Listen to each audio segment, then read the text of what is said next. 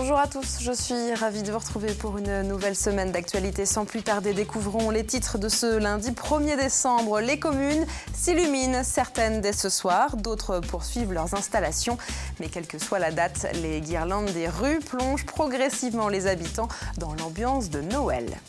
C'est un bon bilan pour la collecte de la Banque alimentaire, même si les dons ne sont bien sûr jamais suffisants. Les chiffres sont les mêmes que l'an passé. Au niveau national, 25 millions de repas seront ainsi distribués aux plus démunis. Enfin, c'était le rendez-vous de l'orientation à ne pas manquer. Tout le week-end, le forum Vendée Métiers a présenté plus de 300 professions. L'occasion pour les jeunes d'en savoir peut-être un peu plus sur leur avenir. Ce 1er décembre sonne le début des festivités de Noël. Durant ces prochaines semaines, les événements vont en effet être mis aux couleurs des fêtes de fin d'année.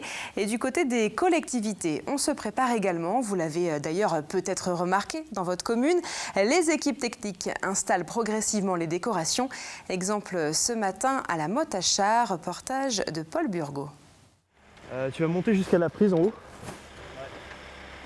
Hop, c'est bon. C'est la 6e décoration de Noël que ces employés accrochent aujourd'hui. La 6e, mais pas la dernière. Les services techniques devront installer une quarantaine de décorations avant la fin de la semaine. Pourtant, la plus grosse partie du travail ne se fait pas à l'extérieur. On prépare les guirlandes à peu près 2 mois avant. On les vérifie et s'il faut, on fait les réparations qui sont nécessaires.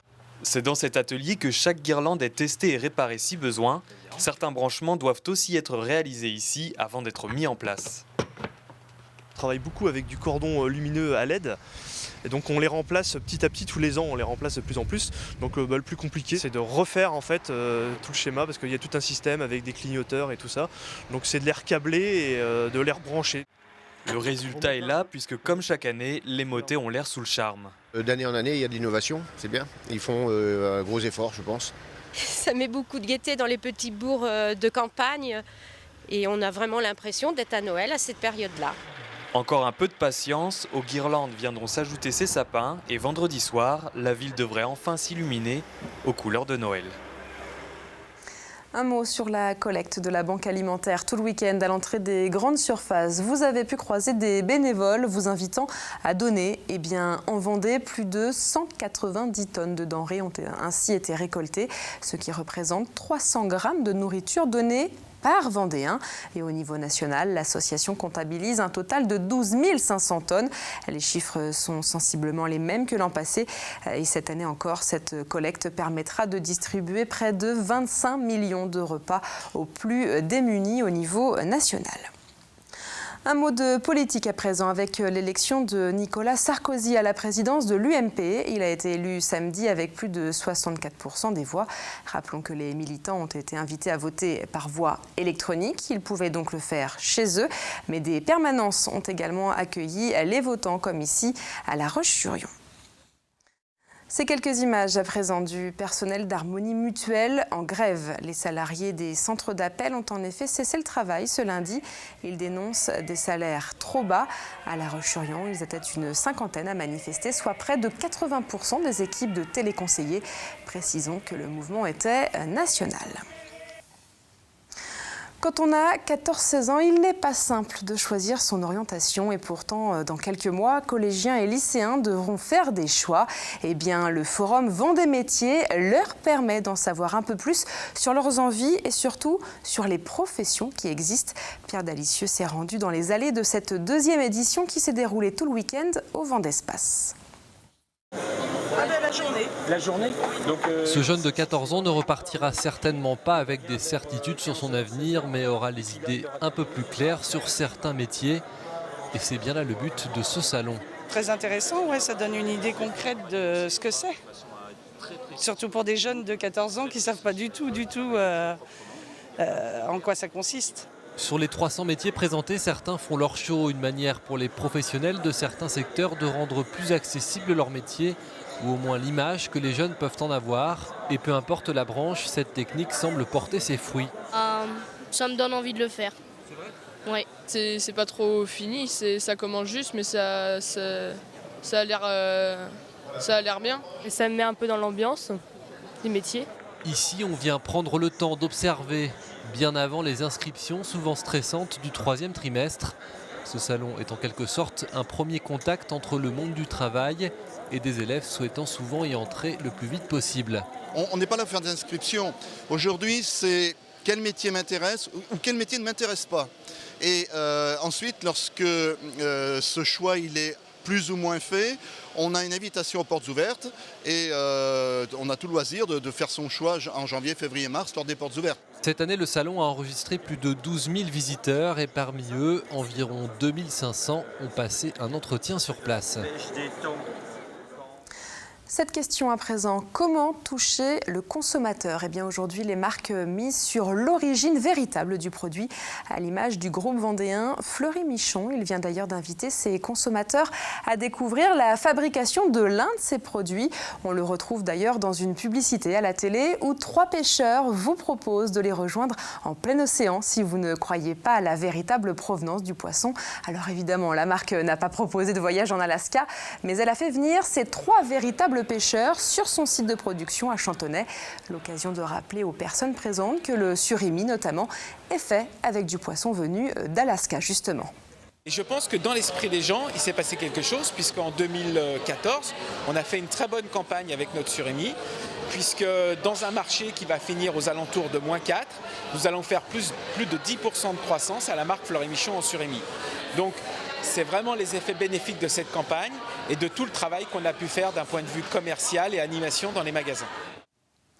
Comme chaque lundi, on ouvre notre chapitre sport et autant dire que pour certaines équipes vendéennes, le week-end a été synonyme de victoire, à l'image des basketteuses lyonnaises, des handballeurs pouzaugeais et des footballeurs luçonnais. On voit tout ça avec Anthony Jamin.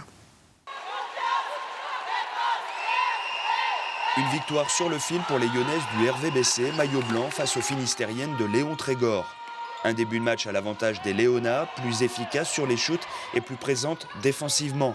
Et pourtant, les joueuses d'Emmanuel Baudy avaient réalisé une très belle prestation quelques jours plus tôt lors des 16e de finale de la Coupe de France face à l'USO Mondeville. À la fin du 3e quart-temps, le score est de 58-53 pour le RVBC. Les deux équipes sont au coude à coude, mais dans les 10 dernières minutes de jeu, les Lyonnaises reprennent la main et finissent par s'imposer 83-75. En handball, après sa défaite de la semaine passée face à Rezé, Pouzauges, maillot blanc, se devait de réaliser une belle prestation à domicile devant un public survolté. Pour ce match face à l'AS Union Handball, les hommes de Jean-René Ragon voulaient faire forte impression, mais ils ont eu face à eux un bloc qui leur a rendu but pour but. 16-17 à la pause. La seconde période repart sur la même cadence, 22-22 à la 42e minute et 29 partout à la 53e. C'est dans les ultimes minutes du match que Pouzauges produit son effort, match serré, mais victoire du Pouzauges Vendée Handball, 34-32. En football, dans le cadre du match Luçon, maillot blanc, Bourg-Péronas, il aura fallu attendre l'heure et quart de jeu pour voir l'une des deux équipes prendre l'avantage au tableau d'affichage. Et pourtant, lors de la première mi-temps, c'est bien Bourg-Péronas qui se montre pressant et offensif. Le gardien luçonnais Anthony Martin en fait d'ailleurs les frais, mais reste intraitable sur chaque tentative bressane. La première percée luçonnaise intervient, elle, à la 44e minute de jeu par Eman, qui passe à Cissé, mais le ballon est détourné en corner par le portier. Au retour de la pause, Luçon est dans une dynamique beaucoup plus agressive qui finit par payer à la 75e minute. Ruot pour Delanoë qui dévie pour Eman et qui finit par ouvrir le score. L'actuel deuxième au classement ne reviendra pas lors du dernier quart d'heure de jeu. Score final, 1-0 pour Luçon. Et puis encore un mot de foot pour revenir sur les résultats de National et de CFA. Et décidément, c'était le week-end des victoires, puisqu'en National, on vient de l'entendre, Luçon s'est imposé. Le Poiré-sur-Vie, quant à lui, n'a pas joué. Le match a été reporté. Les Genoux devaient se rendre à Fréjus, mais les intempéries qui durent depuis plusieurs semaines dans le sud ont évidemment rendu les terrains impraticables. Et en CFA, Fontenay-le-Comte est également revenu de Bordeaux avec une victoire. Enfin, les Herbiers ont fait match nul sur leur pelouse. Et puis notez que vous pouvez retrouver toute l'actualité sportive du week-end dans l'émission 85 chrono ce lundi soir sur TV Vendée. Alors on en parlait en début de journal, les rendez-vous autour de Noël s'organisent un peu partout sur le département. Exemple à Sallertaine avec le marché des arts d'hiver à l'intérieur de l'église romane. Les visiteurs ont pu rencontrer une vingtaine d'artisans créateurs. L'occasion pourquoi pas de trouver des idées de cadeaux. Et précisons que ce rendez-vous permet à la commune de faire vivre son bourg tout au long de l'année puisque Sallertaine est surtout visitée l'été, notamment pour ses artisans justement. Et dans le même temps, un marché du terroir, cette fois, s'est déroulé à Chavagne-en-Paillé, samedi et dimanche. Depuis plusieurs années, le producteur de foie gras, Joël Guérin, ouvre les portes de sa ferme au public, mais également aux autres producteurs du département et d'ailleurs. L'occasion pour les visiteurs de découvrir des produits du terroir. Je viens ici parce qu'il y a beaucoup d'artisans qui sont sympas, qui ont des bons produits, c'est de l'artisanal, c'est ça qui est superbe. Ce qu'on aime, c'est l'ambiance. On est dans des bâtiments de fer, mais c'est agréable. Les canards sont élevés ici, donc ce sont des bons produits. Chaque année, on vient à la porte ouverte. Donc on prend du foie gras, on prend des cuisses de canard confites, enfin des produits de la gamme qui sont très bons.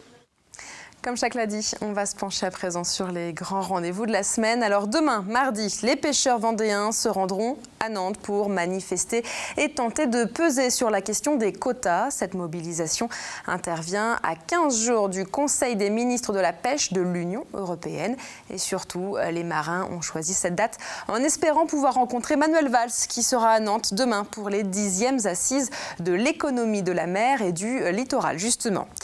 Jeudi s'ouvrira la 3e et dernière session du Conseil général. Elle débutera à Challans et se clôturera le lendemain dans l'hémicycle à l'hôtel du département à La Roche-sur-Yon. Vendredi, les chefs d'entreprise descendront également dans la rue. C'est assez rare pour le souligner. En Vendée, artisans, petites et moyennes entreprises dénonceront d'une seule voix le poids des mesures imposées par le gouvernement.